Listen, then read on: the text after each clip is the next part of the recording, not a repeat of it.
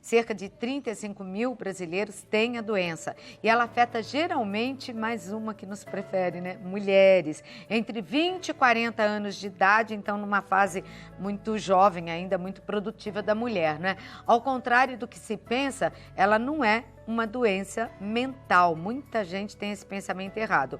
Tampouco é uma doença contagiosa. Para falar exatamente o que é a esclerose múltipla, nós vamos buscar lá em São Paulo o neuroradiologista Dr. Leonardo Furtado Freitas. Seja bem-vindo, doutor Leonardo. Boa tarde, Claudete. Obrigada, viu? Obrigado pela oportunidade. Fez boa viagem? Já conhecia a Aparecida, Graças não? a Deus. Já, mas faz tempo que eu não vim aqui. Ah, então tem que ir lá na Basílica. Eu sempre sugiro aos nossos convidados que peçam aos motoristas aqui para uma passadinha lá, que já é o segundo maior templo católico do mundo. É verdade. Né? Então vem a Aparecida, não vê a Nossa Senhora, não. É pecado, não pode. É pecado, tem que dar uma chegadinha lá.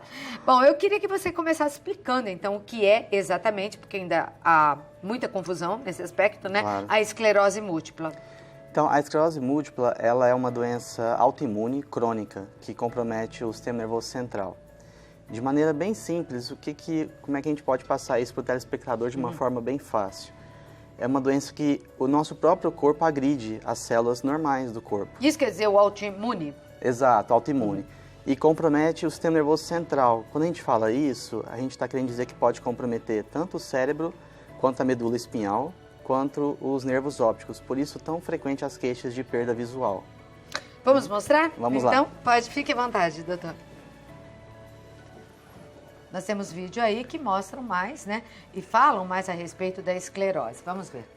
Certo, esse é um vídeo bem curto para tentar explicar de forma simples, então, que é um comprometimento do sistema nervoso central, tanto cérebro e medula, em que as células elas são comprometidas de forma autoimune. E, em geral, o quadro clínico dos pacientes, que é o que a gente chama de remitente recorrente, que é como se fosse uma gangorra.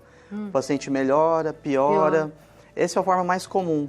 E a outra forma, que é essa que vocês estão vendo agora, é a forma progressiva. Pode ser tanto primariamente progressiva ou secundariamente progressiva, em que, diferente da primeira, o paciente tem declínios cognitivos progressivos e somados e vai tendo uma evolução natural da doença. Certo. Tá bem? Nós temos outro vídeo aí, não temos?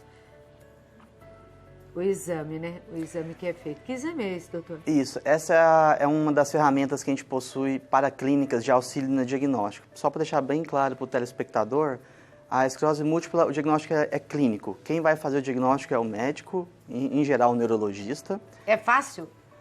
Não, não é fácil. Tanto Não? é que, às vezes, é difícil chegar a essa conclusão. Os sintomas eles podem ser bem inespecíficos, porque, vejam, onde está mostrando as setinhas, cada lesão pode comprometer uma região diferente do cérebro. Então, o paciente pode abrir o quadro com queixa visual, geralmente uma perda visual aguda, com dor. Pode ter dormência, perda de força nos membros. Então, não é fácil o diagnóstico, mas tem que ser suspeitado, principalmente nos grupos de risco, né? Mulheres jovens. E que exames são feitos para... Então, além das ferramentas clínicas que eu acabei de dizer, de análise clínica e exame físico, a gente tem as ferramentas que a gente chama de paraclínicas, de auxílio no diagnóstico. Tá. Tanto o líquor, que é aquela punção que a gente faz nas costas e retira o líquor para análise, e em exame de imagem. Quando a gente fala em imagem, é esse que a gente está mostrando, é a ressonância magnética. A tomografia não tem papel nesses casos, porque a sensibilidade é bem baixa, tá? Então, ali a gente colocou um exame normal para ver que não tem nenhuma lesão no parênquima, não tem nenhuma bolinha branca, né? Pode ver que está tudo lisinho o parênquima. É mesmo. E um caso de pacientes com esclerose múltipla, que essas lesões... Branquinhas? Branquinhas, aqui no caso já é um estágio um pouco mais avançado, elas se confluem e compromete essa região do cérebro, principalmente mais profunda. E pode atacar em várias regiões, então? Várias regiões, cérebro, nervos ópticos e medula. Onde ela atacar, Vai dar o quadro vão clínico. acontecer esses problemas. Pode vir, Exato. então, doutor, para a gente continuar conversando? E se sabe por que aparecem mulheres nessa faixa etária, entre os 20 e 40 anos? Essa explicação de por que essa faixa etária e a idade é mais comprometida, a gente ainda não sabe ao certo. Também não sabemos ao certo o porquê surge a doença. Mas sabe-se que é um somatório de várias coisas. Por exemplo, pessoas geneticamente predispostas. Então, existe o fator hereditário?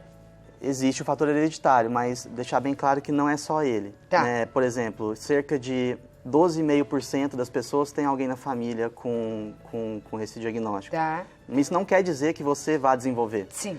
É uma Mas tem somatória uma de possibilidade conjuntos. a mais. Exato. Então, postula-se que pode ter relação com vírus Epstein-Barr, com baixa de vitamina D, com obesidade, fumo. Em resumo, para ficar bem simples, é uma predisposição genética que, aliado a alguns gatilhos ambientais e de comportamento, a pessoa pode vir a desenvolver a doença. Nunca se falou tanto em vitamina D como nos dias de hoje. Se descobriu mais coisas a respeito dela, é isso ou não? Essa história da vitamina D ela já é um pouco antiga já em relação à esclerose múltipla, mas cientificamente não se comprova, não se comprovou isso. Sim, mas de um modo geral tem se falado cada vez mais, né? Sim, dela, sim. da importância da vitamina D. Sim. E apesar da gente viver num país tropical, num país onde a maior parte do tempo, né, é continental, Brasil, lógico, de dimensões continentais, mas faz sol. Mas também com uso de filtro solar, imagine um país que tem falta de vitamina D, né? Exato. Em sua população, apesar de tanto sol. E nos dias de hoje, com a correria, né? Às vezes a gente não sai de casa, né? Só sai. trabalha e fica enclausurado em algum ambiente. Verdinho escritório, não é? Muito legal E não expor faz. isso aqui. E aí também esse problema. Então, dá pra mostrar aí? Ele é meio feio, mas ele quebra um galho. Dá para entender sim. Ó. Então, como eu disse, é um comprometimento do sistema nervoso central. Tá. Pode comprometer tanto o cérebro quanto... Se você consegue mostrar eu virando assim, ó, porque aí o Isso. público vê? Perfeito. Quer uma canetinha para te ajudar? Então, pode comprometer qualquer região aqui do sistema nervoso central. No caso, eu estou mostrando aqui o cérebro. Aqui vocês estão vendo os globos oculares. Então, o nervo que é responsável por essa inervação do globo chama nervo óptico, que fica atrás dele, né? Aqui a gente não está vendo, mas também pode ser comprometido. Assim como a extensão do sistema nervoso central para o neuroeixo, lá para baixo, que a gente chama de medula espinhal. São as 3 regiões comprometidas pela doença. Eu tenho um depoimento para te mostrar e foi assim, infelizmente, que a Solange descobriu que tinha esclerose múltipla. Mas eu vou deixar que ela conte para vocês. Isso aconteceu há 2 anos. Vamos ouvir a Solange. Boa tarde, Claudete. Boa tarde para vocês que acompanham o programa Santa Receita. É uma alegria para mim participar desse programa, poder falar um pouquinho sobre algo importantíssimo, né? Nós estamos aí comemorando, né, o Dia da Consciência sobre esclerose múltipla, né? Amanhã é dia de conscientizarmos, né, de pararmos e refletirmos sobre essa doença que tem sido cada dia mais comum, principalmente entre nós mulheres, né? Eu descobri há 2 anos, pós-morte da minha irmã, Sandra, que na época tinha 44 anos, através de uma ressonância magnética, né, uma perda súbita de visão esquerda, né, perdi um pouco da visão esquerda, procurei o neuro e deu a neurite óptica, e a partir daí algumas lesões. Tive uns 2 surtos já, né, fiquei uns dias sem andar, perdi força nas pernas, fiquei internada, agora estou passando por uma fase de muitas dores, né, onde os agulhamentos pelo corpo são muito fortes, mas uma coisa é importante, não perdermos a vontade de viver, né? A vontade de sair da cama, a vontade de crescer, de sermos pessoas com qualidade de vida, isso é muito importante. É importante a conscientização também de quem convive com alguém que tem esclerose múltipla. Né? As dores, elas existem, as limitações existem, mas nós não podemos parar nas limitações e nas nossas dores. Eu trabalho, né? Eu sou jornalista, sou escritora, também sou empresária no ramo da alimentação. E para mim tem sido desafiador, mas eu nunca perco ânimo, porque eu preciso cada dia levantar e ver que eu estou viva, que eu posso andar, que eu posso caminhar. Então, o que eu desejo para você que tem um familiar com esclerose múltipla, você que é portador da esclerose múltipla, não se deixe vencer por essa doença. Mas vamos lá, vamos enfrentar, vamos lutar para que nós possamos cada dia mais termos uma qualidade de vida melhor, termos uma estrutura melhor, né? Sermos pessoas com direitos, porque nós temos os nossos direitos também. Então, meu desejo para você nessa tarde é o desejo de superação. Se superar é cada dia mais alcançar os seus objetivos, entregar nas mãos de Deus e seguir em frente, porque a vida continua. Um beijo no coração de vocês, um beijo para você, telespectador. Um beijo para você, Claudete. Foi um prazer falar um pouquinho da minha história. Fiquem com Deus. Tchau. Tchau, Solange. Bom, nem precisava dizer que era escritora, jornalista, fala muitíssimo bem, é uma pessoa aberta, uma pessoa que não se deixou abater, e todo médico diz isso, né, doutor Leonardo? Eu entrevisto muito médico, não tenha um que não tenha dito que a vontade de viver do paciente é importante para qualquer tratamento, qualquer doença, qualquer cirurgia. Parabéns a Solange pelo depoimento e por expor, né, a sua experiência, mas bem rico para a gente aprender e se colocar no lugar dela. Doutor Leonardo, antes de falarmos da cura, eu queria ainda saber dessas crises, né? São vários os fatores que podem desencadeá-las, né? Ou desencadeá-las. E ela falou, tem uma crise, passo bem, de repente passo mal, às vezes fico com dor. Ela é muito variável, então? Muito.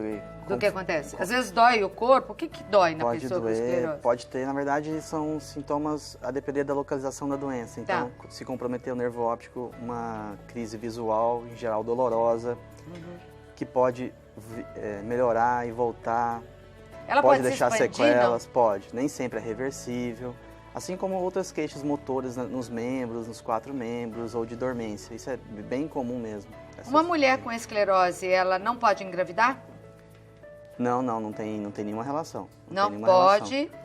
Só tem que se atentar com o seu ginecologista, a depender da medicação que estiver tomando no momento, mas não tem relação entre a doença e a gestação. Pode. Bom, agora a pergunta, né? E a cura, então, não existe? Então, é igual a gente estava falando, a cura não existe, mas isso não quer dizer que não tem tratamento, muito pelo contrário. E o depoimento da Solange foi bem rico nesse sentido. Todo tratamento em medicina, né, principalmente em doenças crônicas, o engajamento do paciente é fator primordial.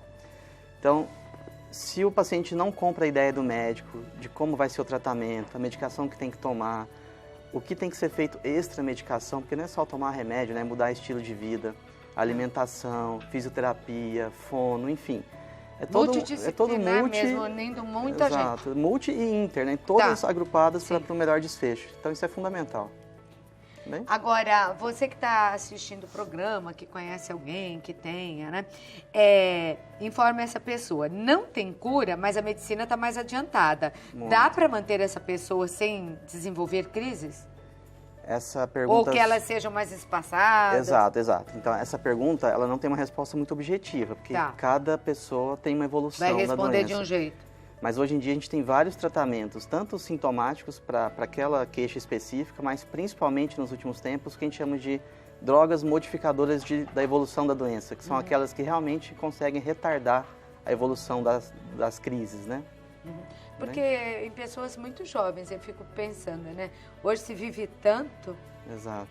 Né? Uma pessoa que tem por volta dos 20 anos, como vai chegar lá pelos 60, né?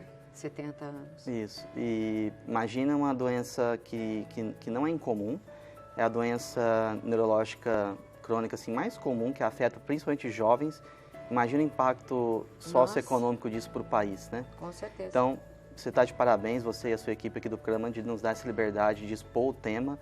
Pasmem, 80% dos brasileiros não conhecem a doença ou desconhecem. E com esse dia hoje, né, 30 de agosto, sendo dedicado a ela, para chamar a atenção da doença, isso vem acontecendo há quanto tempo? E melhorou?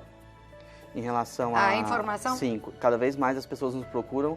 Hoje em dia, com a globalização, com a informação todas facilmente difundidas, não é incomum, rapidamente, não é incomum que os pacientes já nos procurem com aquela suspeita ou direcionado para o diagnóstico, porque eles percebem o que sentem e já vão atrás das informações muito antes de chegar ao médico, provavelmente. E acontece alguma coisa nesse dia de luta de informação contra a esclerose? Ou sobre? Você me perguntando algum evento específico? Isso. Tem ações Tem ações, tem vários grupos envolvidos em pacientes que têm sintomas semelhantes, para você ter uma ideia. Porque a Solange até chegou a falar disso, né, hoje. Então, eu acho que deve ter uma interação muito grande nas redes sociais, por exemplo, entre aqueles brasileiros que têm a doença. Por exemplo, no sábado último eu dei uma aula sobre o mesmo assunto e, coincidentemente, no lugar em que eu dei a aula, estava tendo um evento em que foi simulado uma casa do paciente com esclerose múltipla. Então, vários cenários clínicos reais simulando cada queixa, uma queixa motora, uma queixa visual. para a gente poder entender melhor o que a pessoa sente e se colocar do outro lado da mesa, né? No lugar do outro, né? Exato. É tão difícil, cada vez mais difícil colocar no lugar, né? É um exercício diário. É um exercício diário e tão necessário.